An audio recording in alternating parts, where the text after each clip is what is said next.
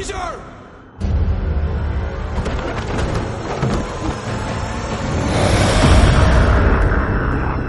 As dawn begins, the feeling is that it's the dawn of a new species, that its intelligent apes have inherited the Earth.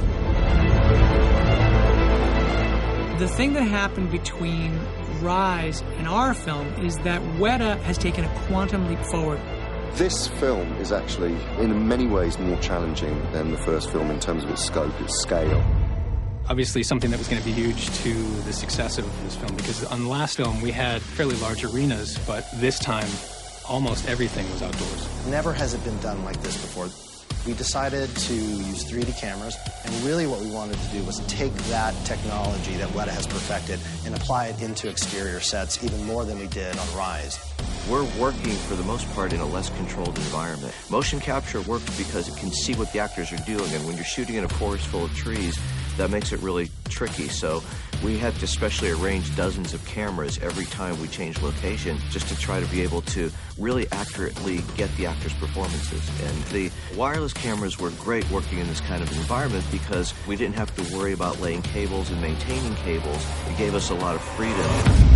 They are using motion capture cameras and tracking markers and witness cameras to capture all of the detail of the actors' performances. And then they're tracking that detail into these photorealistic ape models. The other thing, that was a real huge help on this film was the actual active body marker strands.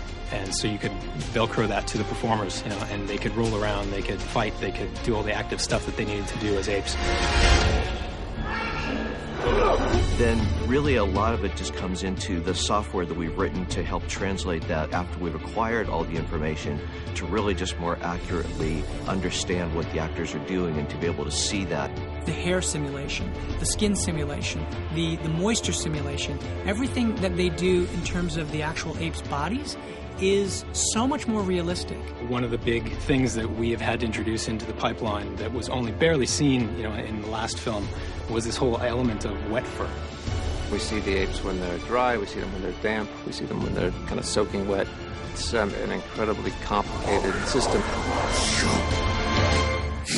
And that's the amazing magic of what Weta is doing, is finding a way in which they can take the parts of the actors and the parts of the apes and meld them in such a way that that emotion comes through. Seeing the results is incredibly exciting.